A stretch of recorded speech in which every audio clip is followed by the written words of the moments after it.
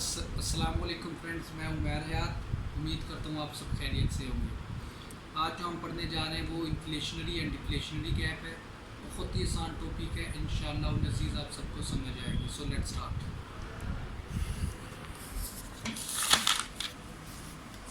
जैसा कि हम पहले पढ़ चुके हैं Keynesian theory of income and employment, उससे हमें क्या पता चला that the level of income and employment is determined where A D is equal to A S.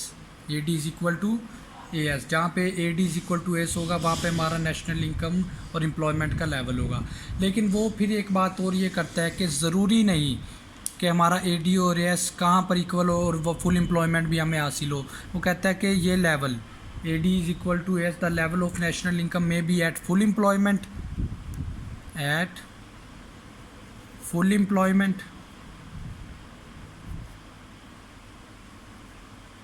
at below full employment,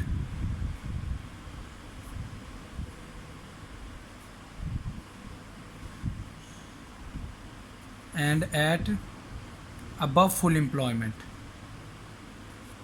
वो कहता है कि या तो हमारा फुल एम्प्लॉयमेंट से लेवल इसका नेशनल इनकम का लेवल या तो वो उसके बराबर हो सकता है या फिर उससे कम हो सकता है या उससे ज़्यादा हो सकता है।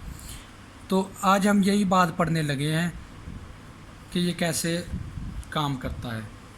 अब ये जो है ये A D is equal to A S situation है। A D is equal to A S situation है at national income at full employment. National income at below full employment, ये क्या कौन सी कंडीशन है? A D less than A S condition है। A D less than A S condition है।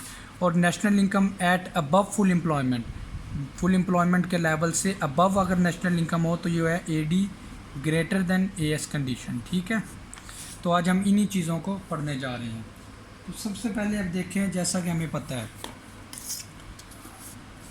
अब हम डायग्राम बनाने जा रहे हैं।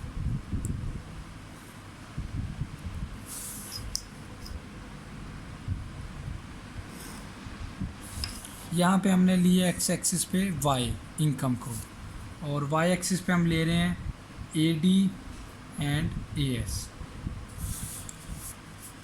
ये हमारे पास 45 डिग्री का एक एंगल है, 45 डिग्री का एक एंगल है जिसको नाम दिए C plus S plus D, या हम इसको कह सकते हैं ए एस। ठीक है, और यहाँ से एक और कर्व हमने ड्रा की, ये वाली सी प्लस आई प्लस जी, जो कि ए डी भी हम इसको कह सकते हैं। वो पॉइंट जहाँ पे ए डी और ए एस इक्वल हैं, ये पॉइंट ई, इसको हम कहेंगे इक्विलिब्रियम पॉइंट। इसको हम कहेंगे इक्विलिब्रियम पॉइंट। तो ये हमारे पास इक्विलिब्रियम लेवल है जहाँ पे A D is equal to A S है, aggregate demand is equal to aggregate supply, और यहाँ पे हमें इनकम हासिल हो रही है। फ़र्ज़ करो ये लेवल है 340 करोड़ का। 340 करोड़ मतलब ये नेशनल इनकम भी हमारे पास कितनी है? 340 करोड़ है ये ओरिजिन।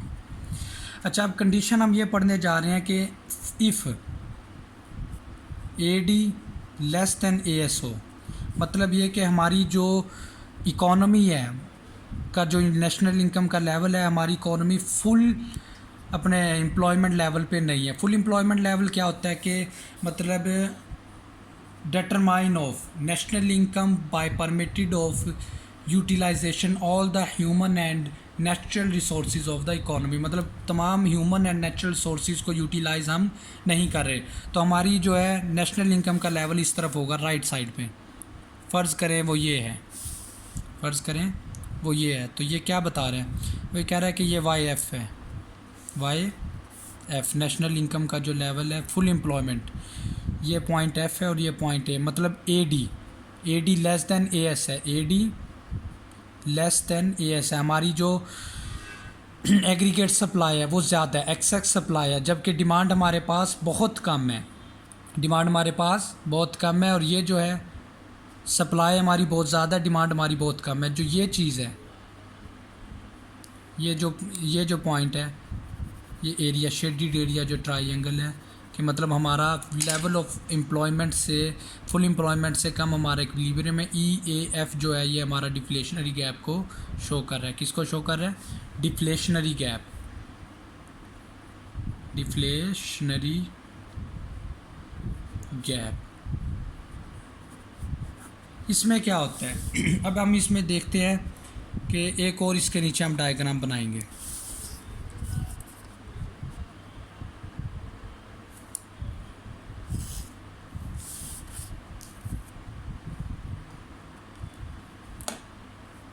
एक डायग्राम हम और बना रहे हैं। इस पे हम क्या ले रहे हैं? प्राइसेस, और एक्स एक्सिस पे हम ले रहे हैं इनकम का लेवल। हम इसी वाई को एक दफ़ा फिर से लेके आएंगे नीचे, और डॉटेड लाइन से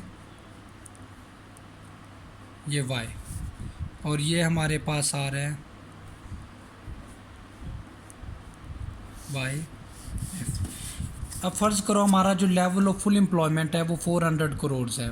हम इसको यहाँ से इस कदर भी हम इधर भी देखते हैं, ये 400 करोड़ है। जबकि जो ये है AD हमारे कहाँ पर है? 380 करोड़ पर। AD हमारा कहाँ पे है? 380 करोड़। अगर हम मल्टीप्लायर की वैल्यू को 3 के इक्वल करें, 3 के इक्वल करें, तो हमारा जो 20 का गैप है ना, 20 करोड़ का गैप है हमारी AD और AS में, जिसकी वजह से हमारी नेशनल इनकम में कितना गैप आ रहा है? 60 करोड़ का। हमारी नेशनल इनकम में कितना गैप आ रहा है? 60 करोड़ का गैप आ रहा है।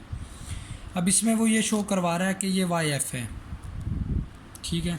वो कहता है कि जब हमारी सप्लाई ज़्यादा होगी और डिमांड कम होगी, ठीक है, तो ये जो the reduction in AD demand, the reduction in AD leads to discourage producers को डिस्करेज करेगी, जिसमें हमारा क्या होगा कि their goods will remain unsold, उनकी जो अशिया होंगी वो अनसोल्ड होंगी मार्केट के अंदर, और वो लॉसेस को फेस करेंगे।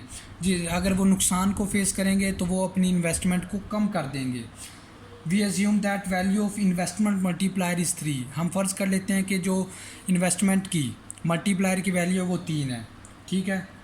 जब reduction in investment by 20 crore, investment में 20 करोड़ की कमी से हमारी जो नेशनल इनकम है वो 60 करोड़ कम हो जाएगी, और वापस यहाँ पर आ जाएगी E पर, जहाँ पे हमारा AD is equal to AS point है। Hence the level of national income is 360 crore. हमारा जो वो होगा नेशनल लेवल का इनकम होगा, इक्विलिब्रियम नेशनल लेवल होगा, वो हमारा 340 करोड़ होगा। और ये जो गैप है EAF, ये हमारा किसको शो करवा रहा है? ये हमारा डिफ्लेशनरी गैप को शो करवा रहा है। अब वो ये कहते हैं नीचे वाली डायग्राम में आप देखें नीचे वाले डायग्राम में उसने ये जो है ये उसने ली है हमारी सप्लाई, ठीक है, SAS। लेकिन ये जो है ये पॉइंट F है, ये वाला, जहाँ पर ADF इसको इंटरसेक्ट कर रहा है सप्लाई कर्व को पॉइंट F पे। और ये हमारी प्राइसेस यहाँ पर कितनी हैं? प्राइसेस हमारी हैं P0। हमारी प्राइसेस कितनी है? P0 प्राइसेस है हमारी F पॉइंट पे। वो ये कहता है कि जब as the level of ADF and AS at the level of YF, यहाँ पर ADF और हमारी कौन सी ADF और हमारी AS हमारी इक्वल हैं, ठीक है, 400 करोड़ पर। अब वो ये कहता है कि due to the recessionary tendencies, मंदे की वजूहात की वजह से, मतलब कि मार्केट में मंदा है, प्राइसेस कम हो रही हैं, चीज़ें अनसोल्ड पड़ी हैं, और हमारी जो डिमांड कम है हमारी सप्लाई से, तो वह कहता है कि जो AD कर्व है वो फॉल कर जाएगा, गिर जाएगा। AD कर्व हमारा AD डैश बन जाएगा, हमारा AD कर्व क्या हो जाएगा? गिर जाएगा। और ये पॉइंट E पर AS कर्व को पॉइंट E पर इंटरसेक्ट करेगा, जहाँ पर प्राइसेस हमारी क्या है? जहाँ पर प्राइसेस हमारी हैं ये P1 थी और ये P0, हमारी प्राइसेस क्या होंगी? P0। तो AD कर्व के गिर जाने से हमारी जो क्या होंगी? प्राइसेस भी कम होंगी, और हमारा डिफ्लेशनरी गैप भी क्रिएट होगा, और नेशनल इनकम भी हमारी कम हो जाएगी, 340 करोड़ रह जाएगी। तो ये जो सप्लाई कर्व बनेगा वो ऐसे करके, और ये सीधा पॉइंट एफ से पैरेलल टू वाई एक्सिस हो जाएगा, पैरेलल टू वाई एक्सिस हो जाएगा। तो मतलब डिफ्लेशनरी गैप में हमारी जो प्राइसेस है वो भी गिरने का रुझान रखती है और हमारी नेशनल इनकम भी गिरने का रुझान रखती है, क्योंकि हम अपने हम अपने रिसोर्सेज को लेवल ऑफ फुल एम्प्लॉयमेंट के मुताबिक नहीं यूटिलाइज़ कर रहे होते, हम उसको हमारा जो एडी और इक्विलिब्रियम ऑफ नेशनल इनकम हमारा पहले होता है। तो ये था हमारा डिफ्लेशनरी गैप। इसी के साथ अब हम स्टार्ट करेंगे इन्फ्लेशनरी गैप क्या होगा, वो इसके बिल्कुल ऑपोजिट होगा। इन्फ्लेशनरी गैप कौन सी सिचुएशन होती है कि जहाँ पर the equilibrium level of national income may be at full employment, may be eight above full employment, कि हमारा जो नेशनल इनकम का जो लेवल होता है वो नेशनल इनकम का जो हमारा लेवल होता है वो किसके, फुल एम्प्लॉयमेंट से अबव होता है। ये हमारा वाई एक्सिस, एक्स एक्सिस पे हम इनकम ले रहे हैं और वाई एक्सिस पे हम A D and A S. इसी तरह हम ड्रा करेंगे 45 डिग्री का एंगल।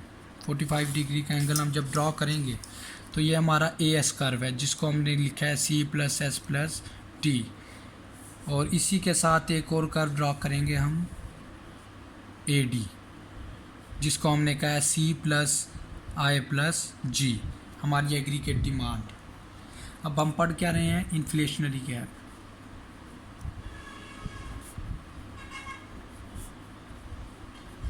अब हम इन्फ्लेशनरी गैप को डिस्कस कर रहे हैं, जहाँ पे पॉइंट ई एक दूसरे को ए डी और ए एस एक दूसरे को इंटरसेक्ट करते हैं, मतलब कि A D is equal to A S है।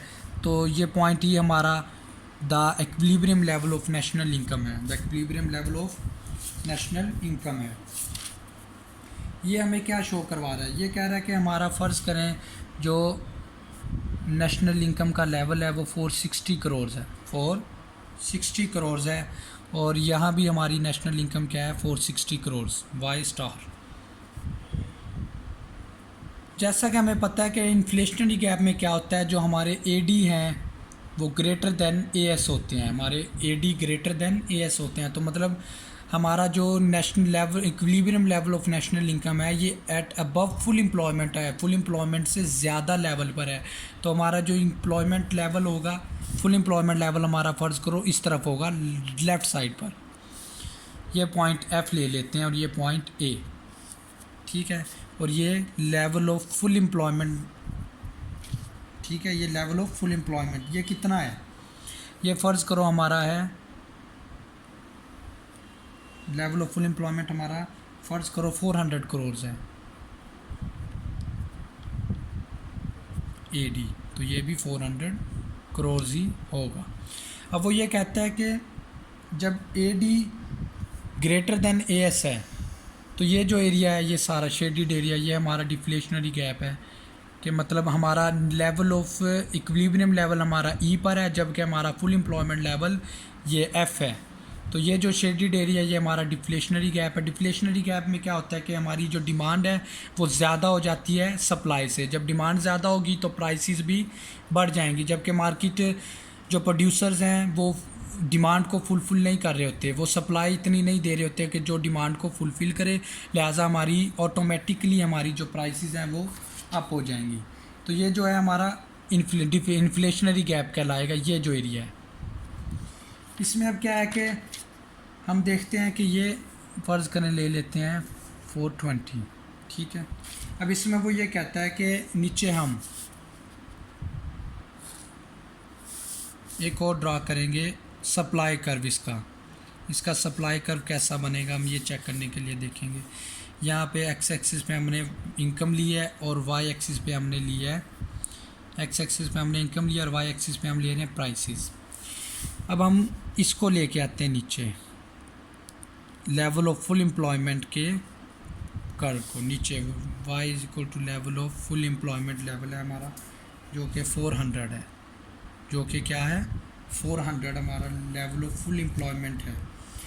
इसमें वो कहता है कि ये सप्लाई कर्व है जो ये वाला है, वो ये कहता है कि इसने यहाँ पे एक सप्लाई कर्व को गिराया, ठीक है। ये हमारा AD है, AD नॉट, ये हमारा क्या है, AD नॉट है। और प्राइसेस हमारी क्या हैं, PF, प्राइसेस हमारी क्या है, P नॉट कह सकते हैं हम इसको, प्राइसेस हमारी P नॉट है। अब वो कहता है कि ड्यू टू, जब जैसा कि हमें पता है कि हमारी जो डिमांड ज़्यादा है और सप्लाई हमारी कम है, तो डिमांड हमारी ज़्यादा है ना, तो डिमांड फॉल कर जाएगी। तो ये AD1 हमारी डिमांड बन गई। और यहाँ पे हमारी जो न्यू डिमांड है वो किस प्राइस पे है, P1 पर है। तो हम क्या देख रहे हैं कि डिमांड ज़्यादा होगी इन्फ्लेशनरी गैप में, और प्राइसेस भी जो हैं बढ़ने का रुझान रखती हैं, प्राइसेस भी बढ़ने का रुझान रखती हैं। और इसमें क्या कहता है कि केन्जियन इकोनॉमी में इन्फ्लेशन जनरेट होता है when economy crosses the LE, मतलब कि इन्फ्लेशन में